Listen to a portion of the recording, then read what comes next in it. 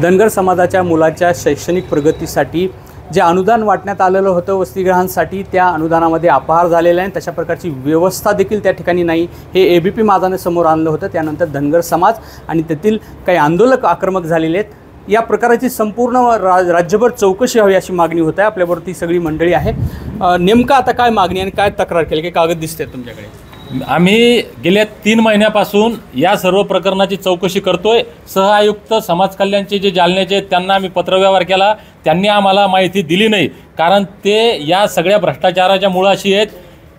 जालना जिल्ह्यामध्ये आत्ता 40 शाळांना मान्यता आहे. जवळपास 6,000 विद्यार्थी शासनाच्या या योजनेचा लाभ घेतात. आम्ही महाराष्ट्रातल्या सगळ्या धनगर समाजाच्या वतीनं सरकारचे आभार मानतो. 4 सप्टेंबर 2019ला हा GR काढलेला आहे. सरकारचा उद्देश चांगला आहे, परंतु सरकारच्या उद्देशाला केराची टोपली दाखवून धनगर समाजाची फसवणूक करण्याचं काम, धनगर समाजाच्या प्रगतीला खीळ घालण्याचं काम इथल्या लालची पैशाच्या लोभापायी पागल झालेल्या संस्था चालकांनी भ्रष्ट अधिकाऱ्याला हाताशी धरून या योजनेची वाट लावलेली आहे. आम्ही पोलीस महासंचालक, अँटी करप्शन महाराष्ट्र राज्य, माननीय लोकायुक्त महाराष्ट्र राज्य यांना 4 जुलैला आम्ही स्वतः मुंबईमध्ये जाऊन त्या ठिकाणी तक्रारी दिलेल्या आहेत. रीतसर जे मुद्दे आहेत ते तक्रारीमध्ये आहेत. आमची मागणी आहे की ज्या मुलांसाठी योजना आहे या मुलांना 1 रुपयाचा लाभ न देता वर्षाकाठी 30-40 कोटी रुपयाचा आभार एकटा जालना जिल्ह्यामध्ये येतो. हा राज्यभरातला विषय. आमच्याकडं राज्यभरातल्या तक्रारी आहेत आणि प्रत्येक शाळेची हीच अवस्था आहे. आम्ही या ठिकाणी या प्रत्येक तक्रारीमध्ये आमचं म्हणणं आहे की या भ्रष्ट अधिकाऱ्यांना त्यांच्या करण्याची शिक्षा दिली पाहिजे. या संस्था चालकांनी जो पैसा शासनाचा जनतेचा लुटलाय, हा पैसा शासनानं रिफंड केला पाहिजे. प्रचलित कायद्यानुसार यांच्यावर गुन्हे दाखल केले पाहिजे आणि यांच्या संस्थेची मान्यता रद्द केली पाहिजे. शिक्षणासारख्या पवित्र क्षेत्रामध्ये यांनी पैशासाठी या शिक्षण क्षेत्राची पवित्रता घालवून टाकली, म्हणून यांच्यावर गुन्हे दाखल झाले पाहिजे. यांच्या शाळेची मान्यता रद्द झाली पाहिजे. यांच्याकडनं पैसा रिफंड झाला पाहिजे.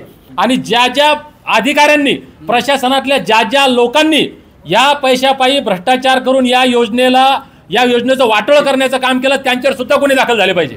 बरं, ह्या सगळ्या तक्रारी घेऊन तुम्ही मुख्यमंत्र्यांना भेटणार असं पण कळतं? खरं तर एबीपी माझाचं मनापासून अभिनंदन, धनगर समाजाच्या वतीनं आभार. काल आपण या सगळ्या गोष्टीला वाचा फोडली. आम्ही मुख्यमंत्र्याला येणाऱ्या सोमवारी मुख्यमंत्र्याला भेटणार आहोत आणि मुख्यमंत्र्याकडे आम्ही एकच मागणी करणार आहोत की यामध्ये जो अधिकारी दोषी असेल, अधिकाऱ्याबरोबरच संस्था चालक आणि या खात्याचे मंत्री जे दोषी असतील यांच्यावर कारवाई करावी आणि या खात्याच्या मंत्र्याचा आपण राजीनामा घ्यावा. अतुल सावे मंत्री आहे? हो, नक्कीच. अतुल सावे जरी मंत्री असले तर अतुल सावेचा राजीनामा घ्यावा, कारण आम्ही या महाराष्ट्रातील तमाम धनगर समाज एका आशेने मुख्यमंत्र्याकडे बघतोय. आणि जर आमच्याच विद्यार्थ्याचं नुकसान होत असेल तर अतुल सावे नाही, कुणी जरी या खात्याचा मंत्री असतं तरी त्याचा राजीनामा 100% घ्यायलाच पाहिजे मुख्यमंत्र्यांनी. धनगर समाजाच्या विद्यार्थ्यांना मुख्य प्रवाहात आणण्यासाठी, शैक्षणिक उन्नतीसाठीचा हा उद्देश होता. त्यालाच कुठेतरी हडताळ फासले आणि नवीनच काहीतरी समोर येते असं वाटतं? हो, बरोबर आहे ना. शासनाचे सर्वप्रथम आम्ही आभार मानतोय की आमचे 75 वर्षाचा लढा आहे आरक्षणचा, तो आम्ही बाजूला ठेवला. कारण कसं, पहिलं लेकरांचं शिक्षणाचं महत्त्व आहे, कारण आम्ही त्याच्यासाठी शासनाचे मनापासून आभार व्यक्त करतो. पण धनगर समाज याला वेड्यात काढणं हे पहिल्यापासून आलेलं आहे. आम्हाला वेड्यात काढून यायला वाटलं आता पण हे आमच्या नावावर पेढे खातेन, पण आता तसं नाही आहे. कारण आमचा वाड्या वस्त्यावर राहणारा माझा मेंढपाळ बांधव आहे, त्याच्यासाठी हे योजना आहेत लहान लेकरांसाठी. काहीतरी शिक्षण करून ते आता मेंढपाळ व्यवसाय बंद करतील आणि काहीतरी म्हणजे ते पण अधिकारी होतील. या हिशोबानं शासनाने जे योजना राबवल्या तर याचा आम्ही आदर करतोय. पण हे जे अधिकारी आहेत, हे संस्था चालक आहेत, यांना एवढा मोठा घोटाळा केलेला आहे आणि हे घोटाळा आता आम्ही शांत बसून बघणार नाही. याच्यावर आम्ही रस्त्यावर आमचं धनगर समाज आहे, आमचं जमातच संघर्ष, म्हणजे आमचं जीवनच संघर्षमय आहे. आम्ही रस्त्यावर उतरून ही लढाई आम्ही जोपर्यंत आम्हाला न्याय भेटत नाही आम्ही लढत राहणार आहे. बरं, आता ही सगळी कागदी घेऊन तुम्ही मुंबईला जाणार, संपूर्ण राज्यभर ही चौकशी व्हायची, मग याच्यात सगळं होईल असं वाटतं तुम्हाला? अपेक्षा करू की याच्यामध्ये होईल, आणि जर नाही झालं तर धनगर समाजाने जो लढा ST आरक्षणासाठी दिलाय तो तर चालूच आहे. तो लढाई आम्ही नव्यानं लढणार आहोत.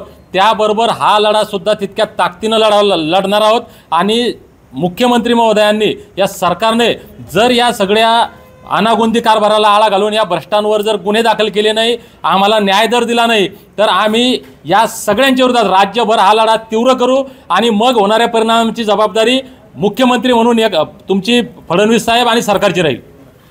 हे कुणच हे धनगर आंदोलकांनी दिलेला इशारा आहे. अर्थात सरकारनं या संपूर्ण प्रकरणाची चौकशी करावी आणि संबंधित त्यावरती गुन्हे दाखल करावेत अशा प्रकारची मागणी आहे आणि ते न झाल्यास रस्त्यावरची लढाई लढू अशा प्रकारचा इशारा देखील त्यांनी दिला आहे. रवी मुंडे, ABP माझा, जालना.